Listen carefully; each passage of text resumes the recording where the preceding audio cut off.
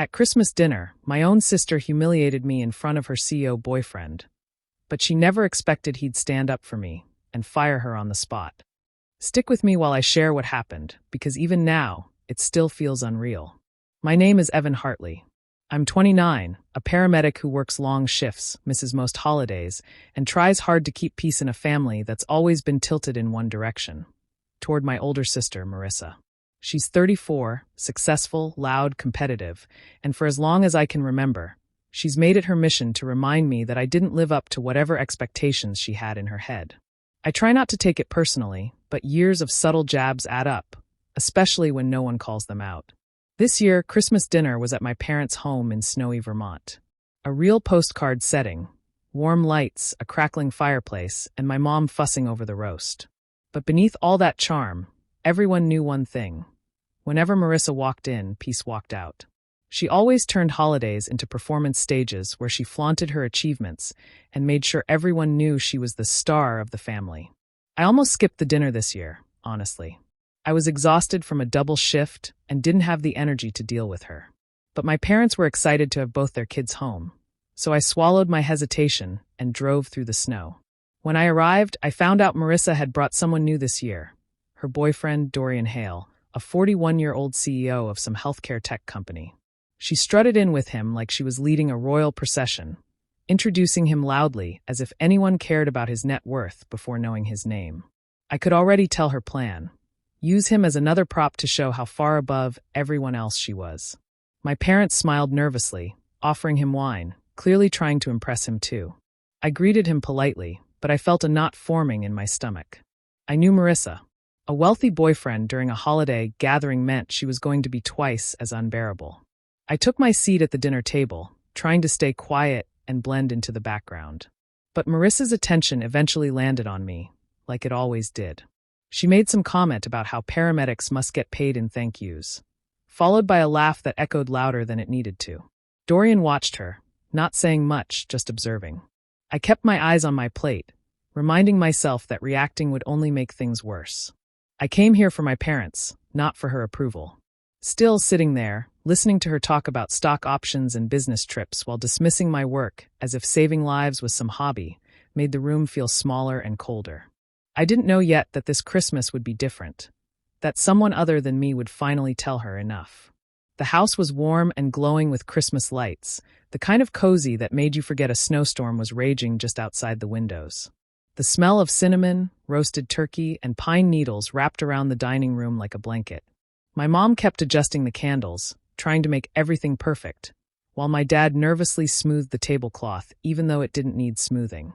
They always tried so hard to create peace on nights like this, but with Marissa in the room, peace never lasted long.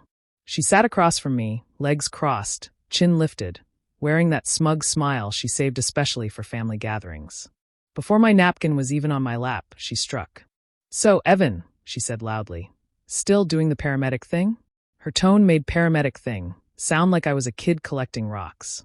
I kept my voice steady as I nodded. "Yeah, it's been a busy month."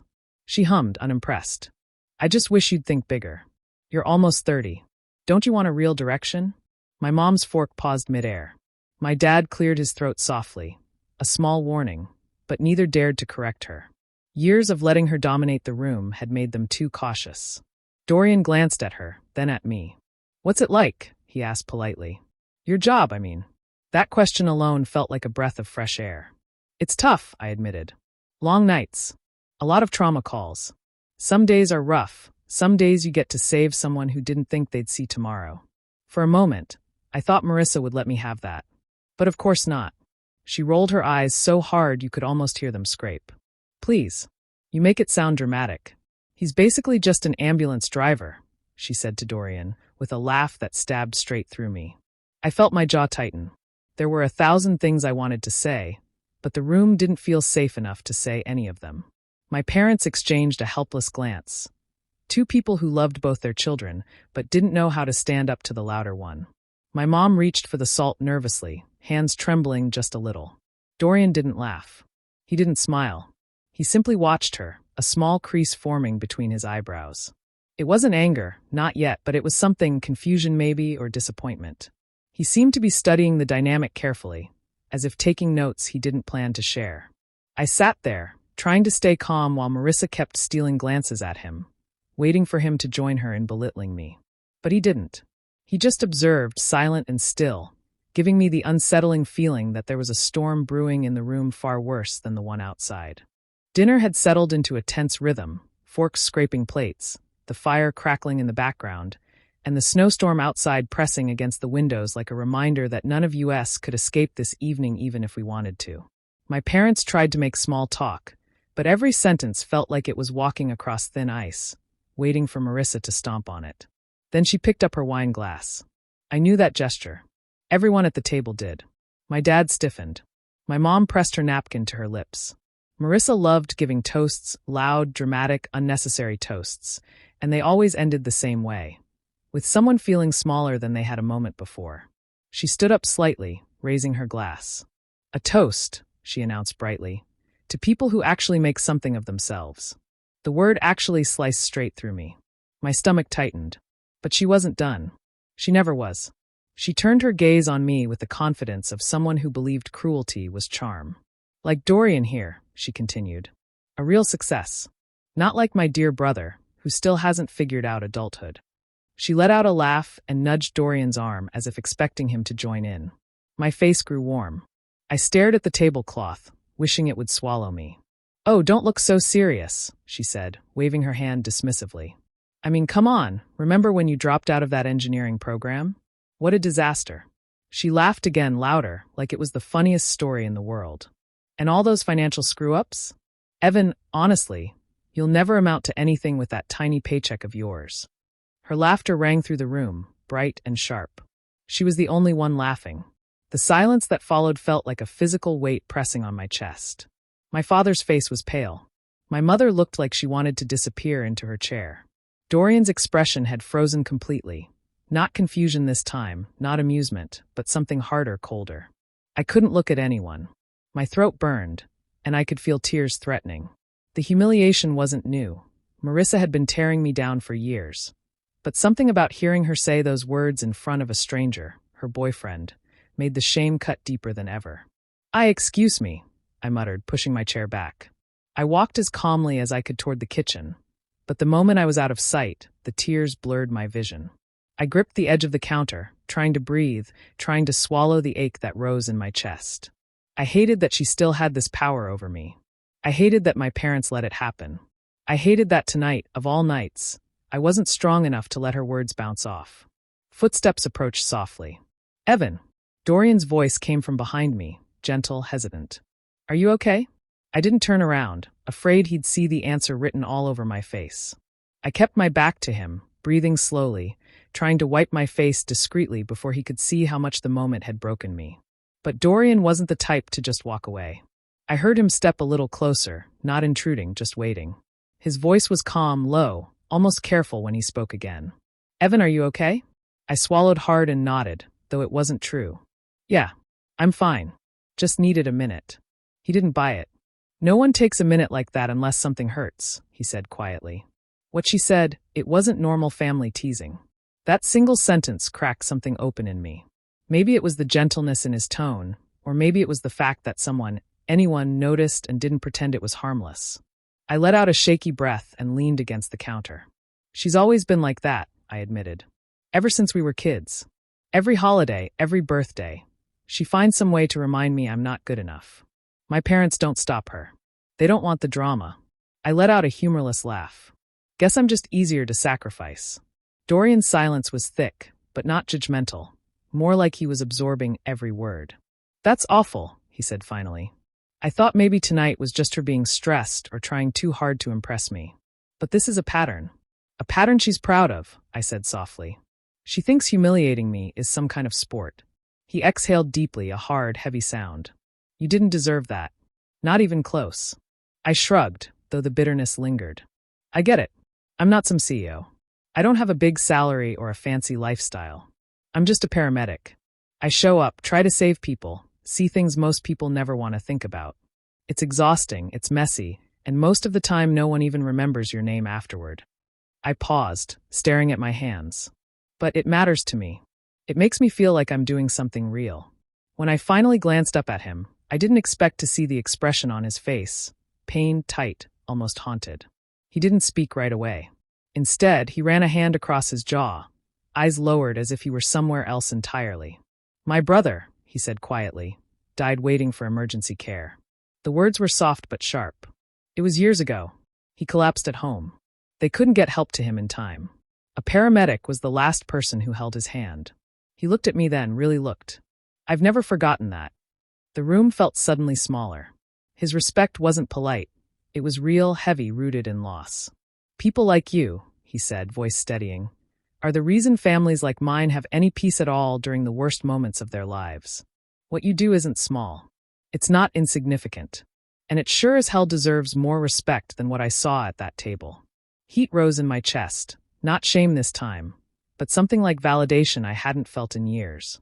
Dorian straightened, a new hard edge settling into his posture. "Stay here as long as you need," he said. "I'll be right back." Then he turned and walked out of the kitchen with a different energy entirely, controlled, cold, and absolutely done with Marissa's cruelty. Dorian returned to the dining room with a quiet, deliberate pace that immediately shifted the energy around the table. Marissa, oblivious to the change, continued her monologue about her office, her title, and the brilliant strategies she implemented to keep her team in line. Every word was a veiled insult toward someone else, another co-worker she could put down to make herself look taller in front of her boyfriend. The pride on her face was unmistakable, but it wasn't just arrogance this time. It was reckless, and Dorian noticed. "So," Dorian began, voice calm but sharp, "you mentioned leading the quarterly budget review last month?" His eyes were focused, almost piercing. "Can you walk me through the process you used to restructure the department?" Marissa blinked, caught off guard, but her smile didn't falter. "Of course," she said smoothly, launching into a long-winded explanation, dropping buzzwords and tossing out phrases she thought sounded impressive. "I made sure the underperforming team members were clearly aware of their inefficiencies. It's important to maintain motivation through accountability." Dorian tilted his head, brow furrowing. "I see. And the employees you mention, were any of them formally reprimanded or reassigned?" Marissa's confident tone wavered slightly. "Well, there were discussions. I always make sure the team understands expectations. Sometimes that requires tough conversations." She smiled, hoping he would be impressed. "I understand," he said, voice measured. "And have you personally overseen performance evaluations for those individuals, or were those handled by HR?" The questions kept coming, precise and intentional. Marissa began fumbling, improvising explanations that sounded increasingly hollow. Her attempts to impress by demeaning coworkers only made the inconsistencies more obvious, each story contradicting the last. Dorian's face grew colder with every sentence, his eyes narrowing not in anger at her per se, but in judgment. He was seeing a pattern, a behavior that extended beyond family gatherings and into her professional life. The rest of us sat frozen. My parents shifted nervously in their seats, sensing the tension but too hesitant to intervene. Their forks tapped plates, the clinking loud in the quiet, charged room. No one wanted to make a move, no one wanted to speak, because everyone knew this confrontation was unlike anything Marissa had encountered before. I returned to the table quietly, shoulders tight, avoiding eye contact. My heart still hammered in my chest from the kitchen conversation with Dorian, and I kept my focus downward, trying not to breathe too loudly. But even sitting there, I could feel the room's energy shifting around me. Dorian's presence had altered the balance. Marissa, for the first time, seemed unsettled.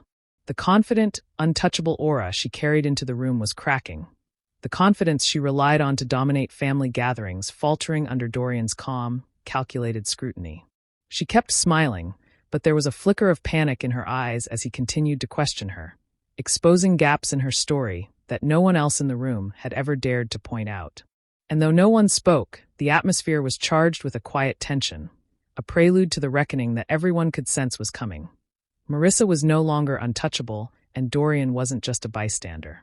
Marissa laughed again, a high, sharp sound meant to cut through the tension, and leaned slightly toward me. "Oh, Evan," she said, shaking her head with mock sympathy. "Still taking life so seriously? You need to loosen up a bit. Can't be a paramedic and a fun adult at the same time, can you?" She smirked, clearly expecting everyone to chuckle along with her. I kept my head down, silently wishing the floor would swallow me. My parents exchanged uncomfortable glances, unsure whether to intervene. But Dorian, who had been quietly observing her, didn't look amused. Not even slightly. His eyes, once calm and patient, had hardened into a sharp, measured stare that made Marissa falter mid-smile. "Marissa," he said slowly, voice low but carrying through the room. "That's enough." She blinked, clearly taken aback, but waved a hand dismissively. "Oh, come on, Dorian," she said, her tone light. "It's just family teasing. Don't tell me you're going to take my side against my own brother now." "I'm not taking sides," he said evenly, stepping closer. "I'm calling out vile behavior." The words hit like a shockwave. "Vile, unprofessional, and cruel," he continued, each word deliberate, cutting through the room like ice. "You're not just embarrassing your brother. You've embarrassed yourself more than anyone tonight." Marissa's mouth opened, then closed, then opened again. "What? You can't. This is ridiculous." "It's just a joke." Dorian's expression didn't soften. "You think belittling someone in front of their family is a joke? You think mocking someone who spends their life saving others is funny?" He shook his head slowly. "I have zero tolerance for cruelty. At work, I enforce it. And tonight, your behavior has confirmed exactly why." Her smile faltered. "Wait, work?" "Yes," Dorian said, voice steady, eyes locked on hers. "You're under review at my company for mistreatment of junior staff. Reports of intimidation, harassment, and creating a hostile environment. And tonight, you just demonstrated the same pattern in front of everyone here. Your behavior hasn't changed." The room went dead silent. My parents' hands froze mid-air, forks trembling slightly. I couldn't breathe.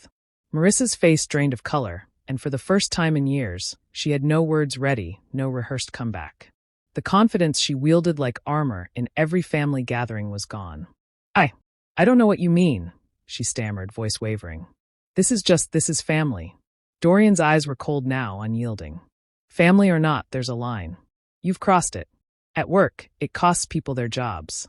Tonight, you've shown me exactly who you are when no one can challenge you. I will not tolerate it, and neither will anyone else who matters in my professional or personal life." She opened her mouth again, flustered and desperate, but he didn't give her a chance. The tension in the room was unbearable. Everyone waited, holding their breath, sensing that the night had shifted irreversibly. The Marissa who had strutted in moments ago, confident and untouchable, was gone, replaced by someone who realized the consequences of their actions were real and immediate.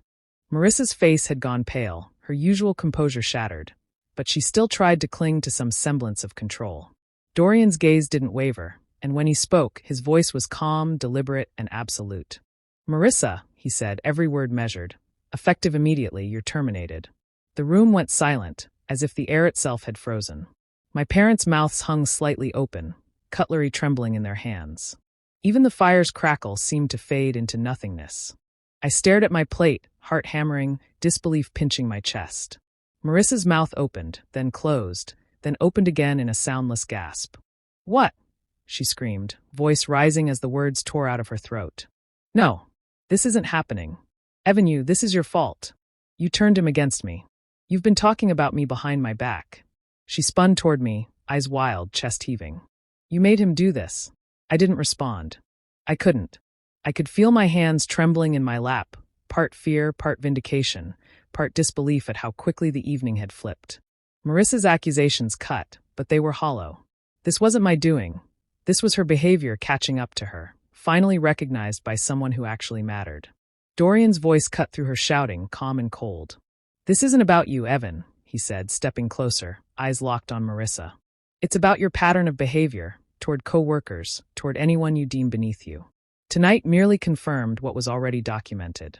I have zero tolerance for cruelty, harassment, or intimidation, and your actions have consequences." Marissa staggered back slightly, her hands clutching at the tablecloth, eyes darting around the room as if hoping someone would save her. But no one moved. My parents' hands were still frozen mid-air, their faces pale and regretful, their silence speaking volumes. "This isn't fair," she screamed, spinning toward the front door. "You can't do this." She stormed out into the snow without another word, her heels crunching sharply against the icy path as she disappeared into the night, leaving a shocked, frozen family behind. The door closed with a final, decisive thud, and suddenly the tension in the room hung like a heavy fog. My parents turned toward me simultaneously, faces etched with guilt and shame. My mother's voice cracked first. Evan, we should have done something years ago. We were wrong to let her treat you like this. My father's voice was low, full of remorse. We're so sorry, son. We never realized how deep it went. We should have protected you. I swallowed hard, feeling a mix of emotions I couldn't untangle. Relief mingled with lingering guilt, shame, and an almost painful sense of vindication. I nodded quietly, voice barely audible. It's okay. I just needed someone to see it. That's all. For the first time in years, I felt the weight on my shoulders lift, just slightly.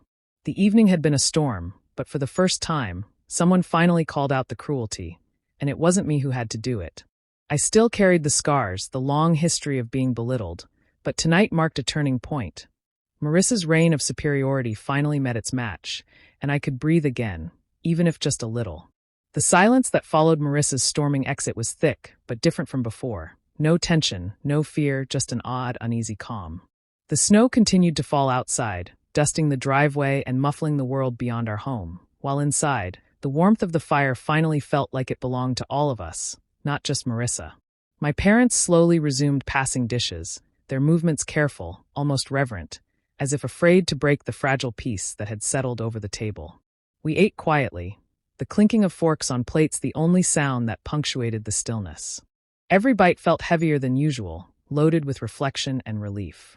I could feel the weight of years pressing down, and yet somehow it was lighter, now that Marissa's bullying no longer dominated the room. My parents shot me small, apologetic glances, and I caught my mother's eye. She looked like she wanted to speak, to say something that had been bottled up for decades. Dorian finally broke the silence, his tone gentle but firm. "Evan," he said, leaning slightly toward me, "I'm sorry you've had to endure that. No one should ever be treated like that, not at home, not anywhere. What she did, it wasn't just mean, it was cruel." I nodded, feeling a lump form in my throat. "Thanks," I said softly, unsure if my voice was strong enough. It's been a long time coming, I guess." He gave me a small, understanding smile. "I want to help you if you ever need it. References, connections in healthcare, advice, whatever you need. You've dedicated your life to helping others, and people should recognize that." I shook my head, a faint smile tugging at my lips. "I appreciate that, really. But I'm not looking for favors. Just respect is enough. That's what I've been missing for years." Dorian nodded, his respect clear. "Fair enough. But if you ever change your mind, the offer stands. You deserve it." My parents both spoke then, their voices shaking slightly. "Evan, we should have seen this sooner," my father admitted, eyes brimming. "We should have protected you from her for years. We were wrong. We were so caught up in keeping the peace," my mother added, her hand reaching across the table to rest on mine. "We never realized how much it hurt you. I'm sorry." I felt a rush of emotion I hadn't allowed myself in a long time. Relief, validation, and a deep sense of being seen all collided inside me. The burden of years of belittlement, ignored by the people I loved most, finally felt acknowledged. For the first time in decades, I wasn't just the quiet, overlooked brother. Someone actually understood my pain and respected my worth. We finished dinner in a new, quieter rhythm, speaking softly, laughing lightly at small, harmless things. The snowstorm outside seemed distant, less threatening. For the first time in a long time, I felt like I belonged, not because I had to prove myself to anyone, but because someone had finally stood up for me, and my parents had begun to see me. That night, for the first time in years, I felt truly seen. Weeks passed after that unforgettable Christmas night, and life slowly settled back into its usual rhythm. I returned to long shifts, emergency calls, and the unpredictable chaos of paramedic work, but now there was a subtle difference. I carried with me a quiet pride, a sense that I had finally been recognized and that my worth didn't depend on my sister's approval. Meanwhile, Marissa's world was unraveling in ways she hadn't anticipated. She had tried to fight back, of course. Within days, she contacted Dorian's company, claiming wrongful termination, filing complaints, and even attempting to sue. I didn't follow every detail, but whispers reached me through my parents. Each attempt crumbled under scrutiny. Her pattern of behavior had been documented for months, and the evidence was damning. Courts and HR alike saw the truth, and one by one, her claims were dismissed. Word traveled fast in the industry. Marissa, once seen as ambitious and untouchable, suddenly had a reputation for being difficult, abusive, and unprofessional. Former colleagues distanced themselves, recruiters hesitated to call, and the doors she had once expected to swing open now remained firmly closed. I couldn't help but feel a quiet vindication, tempered with the awareness that spite wasn't the point.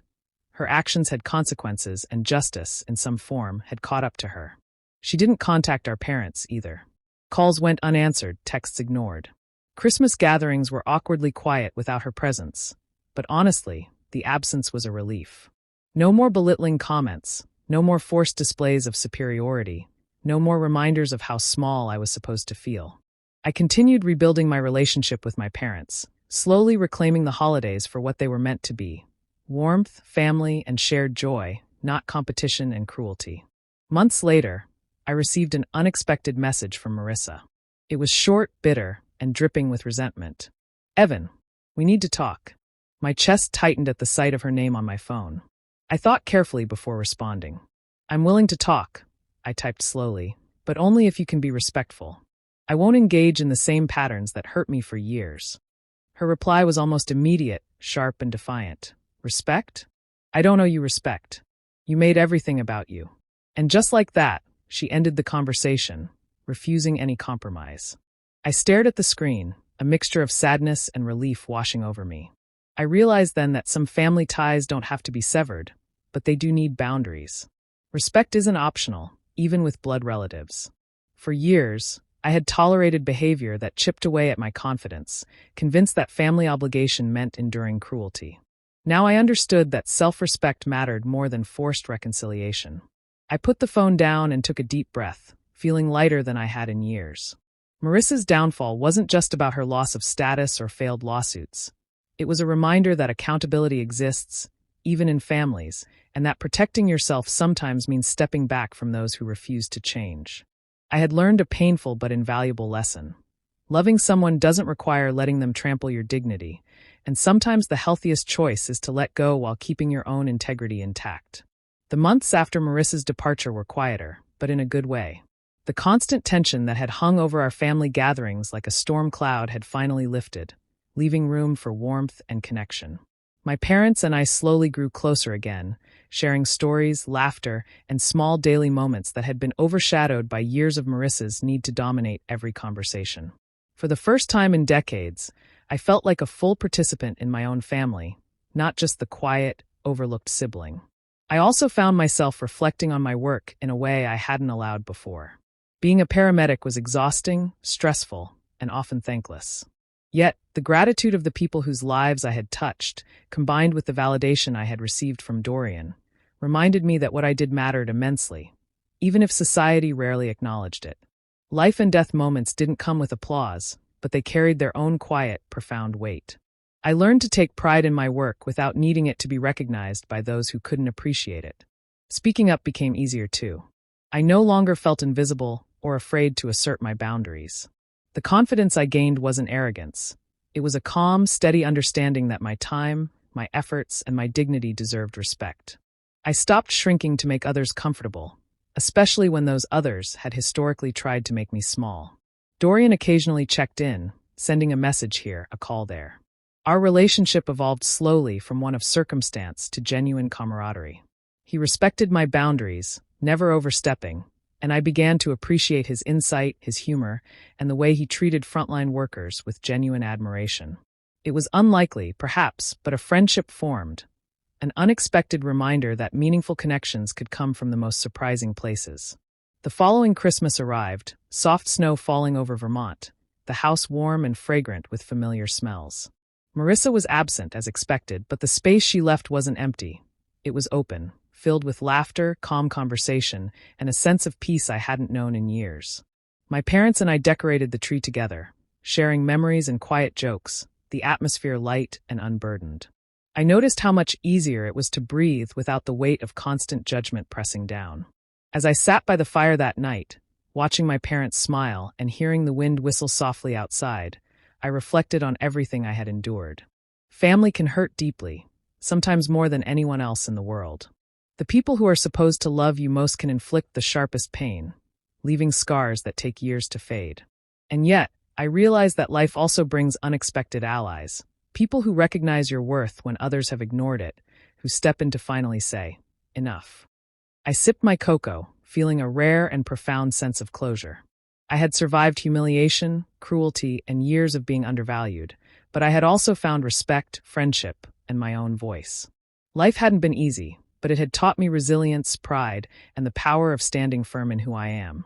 Sometimes the deepest wounds bring the clearest lessons, and sometimes, finally, someone shows up to remind you that your worth has always mattered. Do you think Evan handled his family the right way by standing up and setting boundaries? Or should he have tried harder to repair things with Marissa? I'm curious to hear your thoughts. Share them in the comments below. And if stories like this inspire you, make sure to subscribe and hit the notification bell so you never miss a new video.